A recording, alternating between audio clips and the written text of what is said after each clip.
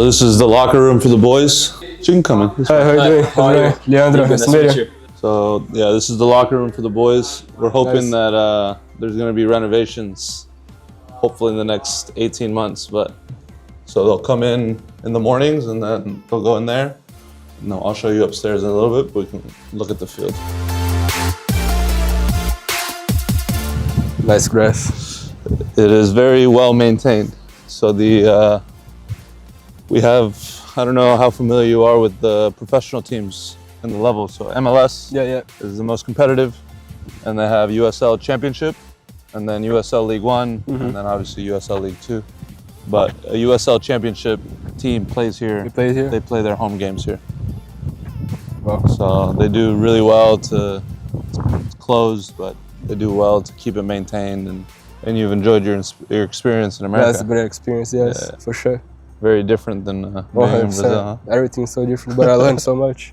It's a different way of seeing the sports, you know. This is soccer. Yeah, this is. Because usually when you are in another country, you only see soccer in a way of making money. Yeah, you know. Yeah. And here you can use through also get a good education. I think it's the only place in the world where you can help with your actual career. Yep. That isn't soccer career. Perfect. But it's also tough because it's challenging. There's a lot of schools. There's a lot of people trying to come to America, obviously. We do a good job here at UNF where we balance internationals with domestics. So it's not just a bunch of international players. It's obviously we try and go get the best players that we can, and we try and keep the environment very, very intimate. Nice. So we have 28 players, 30 players, and 14 to 15 are American, and basically half of the team. Half the team. So where are they from? We have players from everywhere. France, a couple players from France. Spain, a couple players from Spain. We had 2 Brazilians. One of them graduated. What else we had? We have 2 Japanese, 2 Bosnians, 2 English guys. We had a Portuguese. 2 Portuguese players, they both graduated. A couple Africans.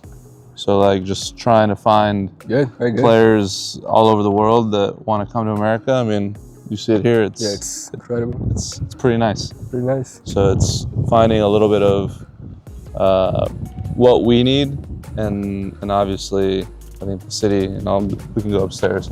The city kind of shows itself. The cool part about campus is that it's on a nature preserve. Like, that's why you see so much green.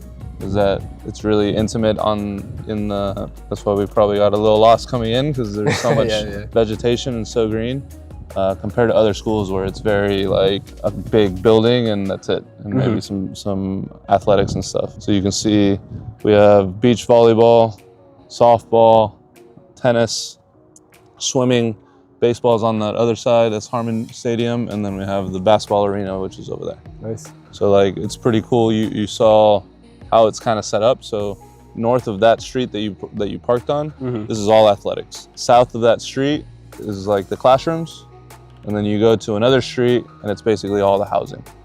So like it's built pretty easy to get around and maneuver once you get used to it. Yeah, it's pretty nice. Yeah. Impressed with the grass, nice stadium. Yeah, let's go upstairs so we have the best view. Is it just for soccer? I believe so, right? So yeah, soccer and track. Okay, but but track no American football. That's unique because most of the fields are usually shared. It's shared. So very for us, we don't share. It's just it's a soccer football field. It's not American. Also, in terms of recruiting, since we talk about it, how does the recruiting process usually works? So it depends. We create relationships with handlers and with players. Like I mentioned, I think we're open to anybody and anything. All we're looking for is quality. After the quality, we kind of filter a little bit more of what type of player we want.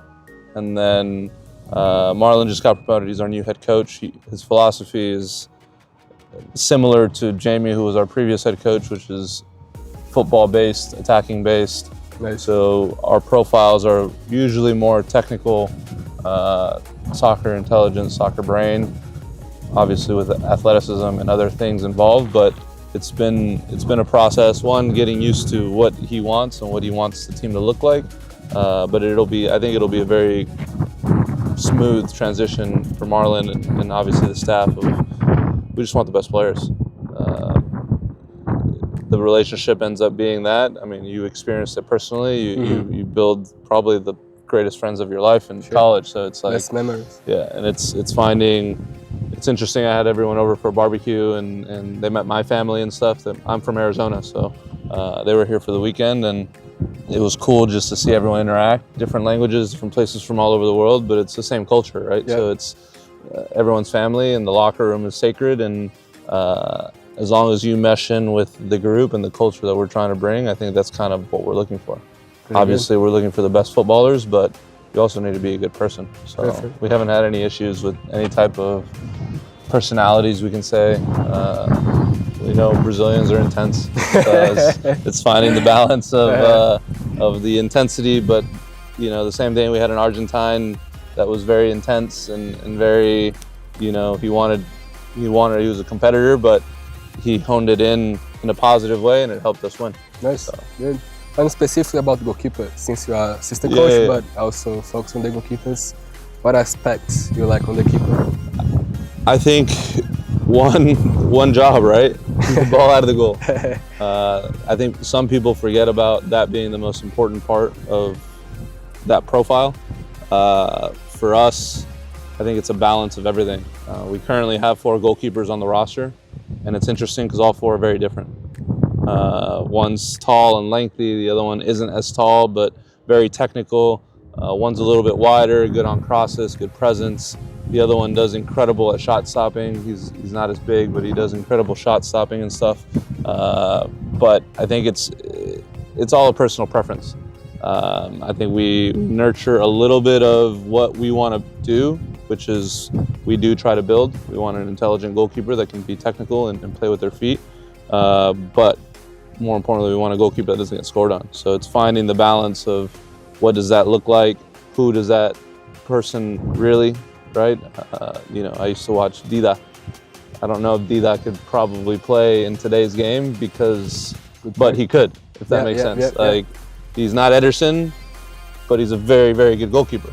So like it's finding, and they're both Brazilian, right? So it's like it's finding both of that balance of Buffon. Buffon wasn't the same goalkeeper in '96 when he debuted as he was in 24 when he retired. Right. So it's a little bit of what is it that we need. I like different profiles. I find it interesting because I think they all help each other grow and challenge each other in different ways. But yeah, I think this coming year we'll graduate 2, possibly 3 goalkeepers. So we'll be looking for for 27, quite a few options to figure out who's going to come in.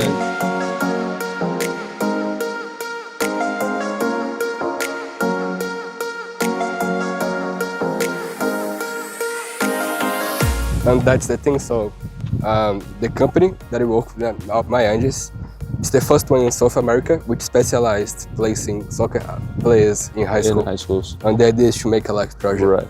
So they can come here, learn English, transition adapt academically, and also the college coaches can go there and watch. How were you as a goalkeeper? What was your play style? Then I can know what kind of goalkeepers you like. So I don't know, you're probably too young to remember Jorge Campos. I know him. So that was my favorite player. So I was very small growing up. I didn't look like this. But I played half of the game in goal and half of the game as a forward. Oh really? That was just. So these are the coaches' offices upstairs. Nice. Soccer here the main sport. It's this and basketball. Yeah.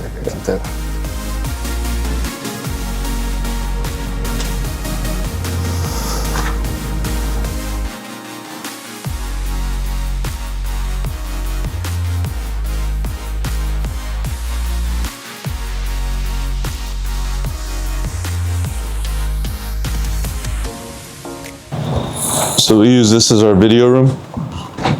This is the projector and the screen. So normally, like a day in a life, right? They go downstairs, they grab their stuff, they'll come upstairs. We generally have some type of video, whether it's checking out the opponent or reviewing kind of like our stuff or figuring out what we want to show. And then they'll go back downstairs. We'll see if the weight room's open. I'll show you guys the weight room. But they'll go do some type of like an activation. And then we'll go train. Usually So that's turf, obviously on the other side. And then we'll do like a warm up in a small-sided possession, and then we'll come on the grass usually. Nice. So I think that helps with keeping the grass and maintaining the field.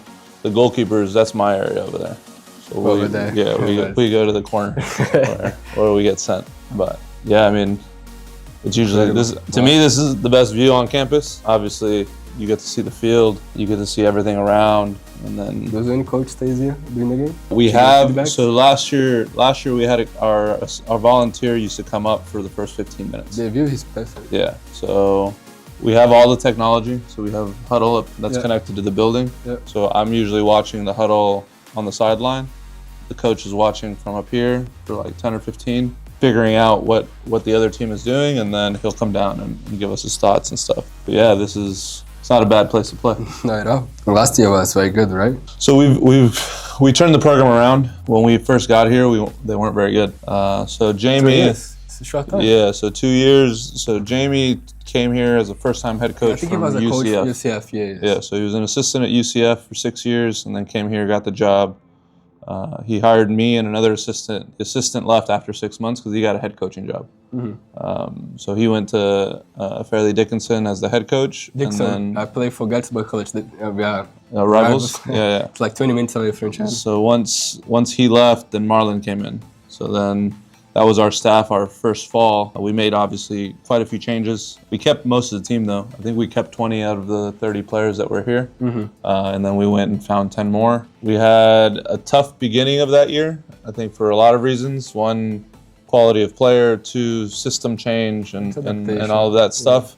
But we ended up getting really lucky. We won our conference. So we tied the regular season championship, and then we won the conference championship to go to NCAAs, and then we lost to West Virginia 2-1 in the NCAA first round. This last year, we graduated another 10 guys. We brought in 10 more guys. So now it was kind of like 20 guys that were ours, and we did even better. So I think we won, I don't remember, like 12 or 13 games in the regular season, and then we won the conference championship again, and then we lost to Chapel Hill and Penns. Wow, incredible. So, like you kind of look at the progression. It's on the rise. It's growing. Obviously, Jamie got the opportunity to go somewhere else to continue his head coaching career, and then Marlon got promoted. So now it'll be a little bit different, but we're hoping that the trend continues to be the same and we continue to progress. We talk about it a lot. I don't think the expectation is necessarily just to win one, right? It's can you compete every year, and can you prove that you deserve to be the best. I think last year it was pretty evident that we were just good. This year we're hoping to reload again. Graduated more players. We had our first round draft pick that went to Orlando. We have another pro that's playing with Sporting Jacks as well. So over the course of these last 2 years, we've had, I think, 4 players go pro. So can we continue with the trend of recruiting assets and then helping them move on. I think this next year will be big. I think there's potential for quite a few of these guys to move on, but I mean, I'm hoping that they leave a legacy here, and it's pretty cool. It's been a pretty cool experience. I think it's shown, obviously you have all of this, but like it shows the type of institution that we are, because it's very family oriented. I don't know how it felt like coming onto campus and stuff, but it's, we know the athletic director. I wouldn't say we're friends with our sports supervisor, but like we have good dialogue and conversation with them, and it's never uncomfortable, and we're never really shy to go and talk to whoever it is. The president of the school comes down, and you can have some dialogue and some conversation with them. Again, different, right? You're trying to be respectful and nice and stuff, but like you can have like some banter, and it's nice. Just compared to where I've been in the past, like I've been at schools where I don't talk to anybody. It's just I go and I talk to the staff, and here it's very, very different. So it's been a really cool experience. I think it's one of the reasons why Marlon and I stayed, I think, where it's like we're obviously comfortable and we like Jacksonville, but more importantly, like the school treats us well, and it's moving in the right direction. So the cool part is back here, you can't really see it yet, but we're on the other side of the parking over here. They're going to start construction on 2 training fields. Nice. Wow. So like, again, when we look at long term and what it is that we want and what we're looking for, it'll be really cool just to have our own facility, our own fields, not have to worry about anyone else, and then obviously play games in the stadium. So the goal is pretty cool. The schools, it's actually been really good this year. Softball did really well last year. Tennis just went undefeated this year and is going to the NCAAs. The men, I think, men's tennis just lost in the conference finals, but they turned it around from last year. Baseball is doing really well this year. So like you look at a bunch of these sports and everyone's trending in the right direction. So I think, I'm not going to say that we were the catalyst, but once I think one sport or one team starts winning, I think that kind of motivates other teams to make sure that we're also pushing in the right direction. Our women's team also got to the conference championship, which is amazing. So it's been really cool. I think the Osprey way has been moving and soaring a little bit higher than it probably has been in the last couple of years, and that's really exciting for us too. Oh, incredible! Very good job. Yeah. Trying to keep pushing in the right direction. Wow. But yeah, to answer your question, as far as like recruiting, it's building relationships, right? Yeah, so it's like just meeting you for the first time and stuff, but hopefully we'll have conversations and dialogue, and like I mentioned, and you probably already know, like quality talks. Yeah. So if you have very good players and you have special players that'll help anyone, I think that'll be the type of relationship that we want to have. Obviously, Brazil's huge, so like there's probably a lot of handlers with a lot of different players with a lot of different profiles that want to put them in different places, and it's okay. Yeah. I've coached quite a few Brazilians and stuff in my coaching career. I was just at a wedding a couple years ago for one of my old Brazilian players, and it's funny to see just everyone come together and really celebrate and have a great time and stuff. But you build those relationships, and I think that's what makes the sport that we do so beautiful. Yeah, for sure. Because sometimes they don't even speak the same language, and the ball talks. So nice, very good. How key it is during the recruiting process to watch the player live? I think it's important. I think it's helpful to make it like a final decision. Obviously, I think every institution or coach has their own challenges. We don't have the budget of an ACC school or a UCF that can fly anywhere around the world tomorrow and go see a person live. So it's a little bit more strategic, a little bit more planning, but there's also a lot of trust, right? It's building that relationship. But we try heavily to go make our final decision watching them play. Makes complete sense.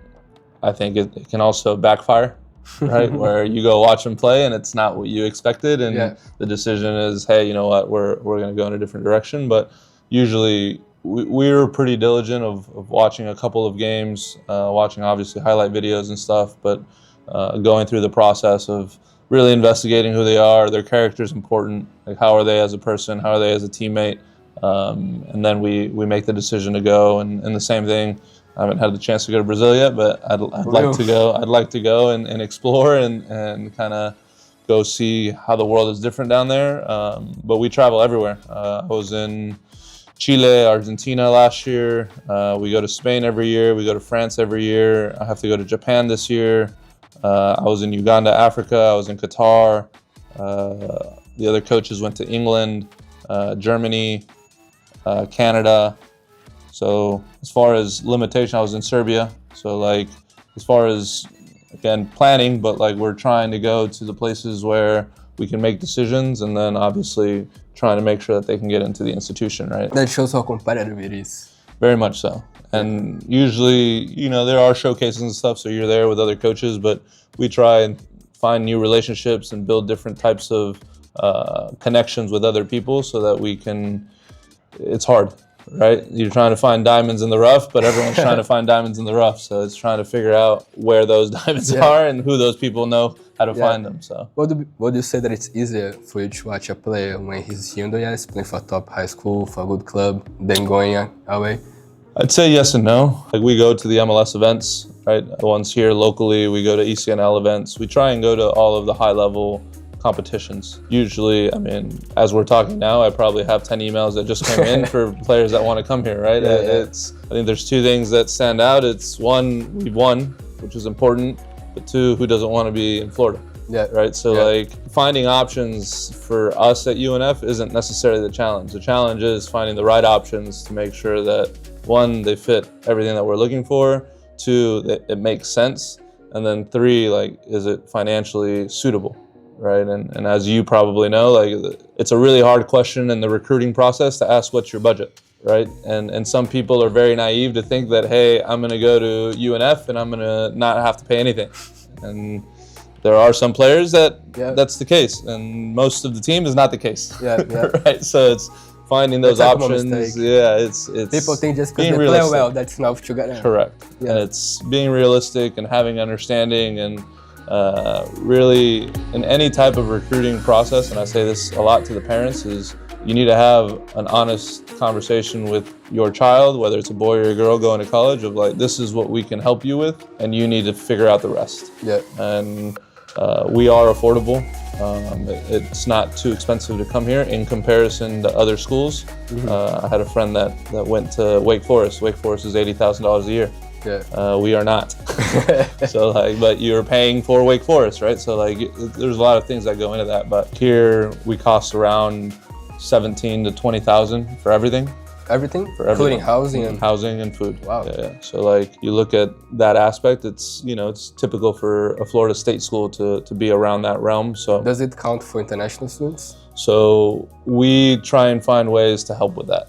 Okay. So it might not. It depends a lot on, there are linkages and things like that. There's changes going into effect as well, just as the rules change, but we're looking to do our best to help accommodate that. Sounds good. So typically for an out-of-state student, it's about 32,000.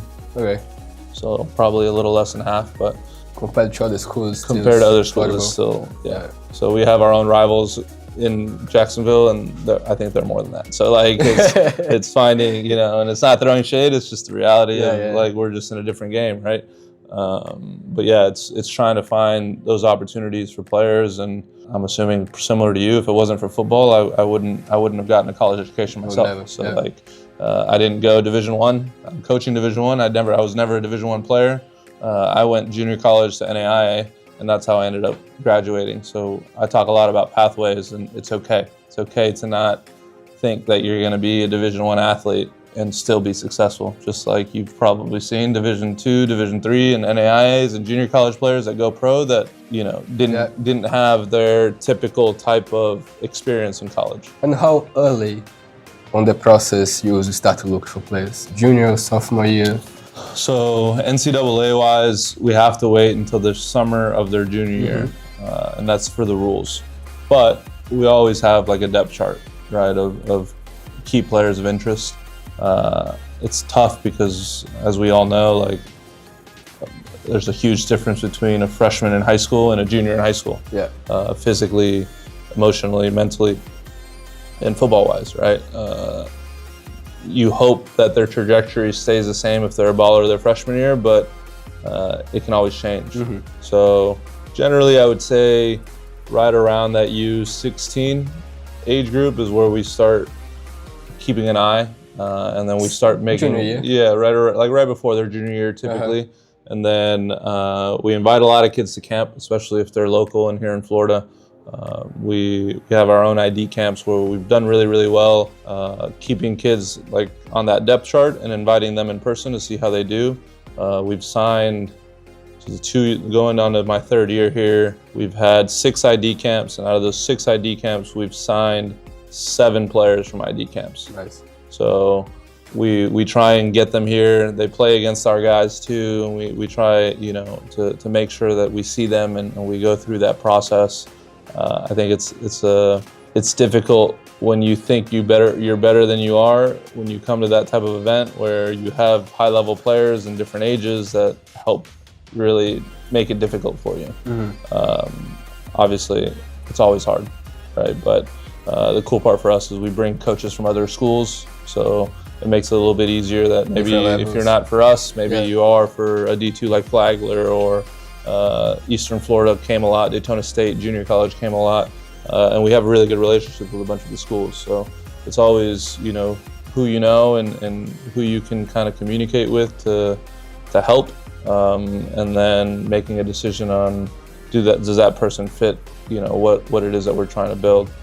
Now the rules have changed a little bit. Now you only get 28 players. So now it's finding the depth and finding who's going to be at the top end of the roster, who's going to be at the bottom end of the roster, who's going to be on the more development side, who's going to come in and be effective immediately. NIL, right? Paying players and stuff.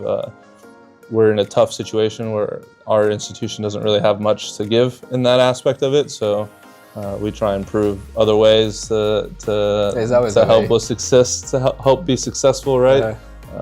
We're 15 minutes away from the beach. A lot of players like that, especially Brazilian players. Nice facility, it's nice facilities, growth and obviously winning, right? So I think it's just a part of the process, and we want to keep ourselves realistic and humble, and we want to push the limit and the envelope and be as successful as we can with what we have, pushing forward. So, one last question: if you could give advice to the people that are watching us right now, and especially people that would like to come to the US, play, and have this pathway. Work hard with no one watching, and trust the process. Life isn't a straight line. So just because you aren't where you want to be doesn't mean that you can't get there. So and again, I like using myself because I lived it. Like, I wish I knew what I knew now back then, and maybe I would have been a Division I athlete, maybe I would have been a pro, right? I didn't have anyone to help me, so I had to figure it out on my own. Just like in the coaching world, I've had to figure it out on my own with really cool people around me. I think you yourself are a perfect example of someone who can give back. People ask me all the time why I got into coaching. It's because I had a lot of dumb coaches. So this is my way of hopefully not being as dumb and helping kids be successful. I've been very fortunate to coach a lot of professional soccer players. I'm not saying it's because of me that they're pros. I'm going to say that I've touched their lives in a way that have helped them in their process to be where they are. And the most gratifying thing is, one, be invited to special events. I've been invited to a lot of weddings where, that's their most intimate moment with them and their family. And secondly, watching them play on TV is pretty cool. So having those conversations and looking at that. But yeah, there is no easy way to be successful. I think Messi, I don't know if he actually said it, but it was a meme that said, people only see the outcome. They don't see the work that goes in every single day to achieve it. So you have to work hard when no one's watching, so that when people are watching, you're ready for the moment. That's probably the biggest advice that I can give.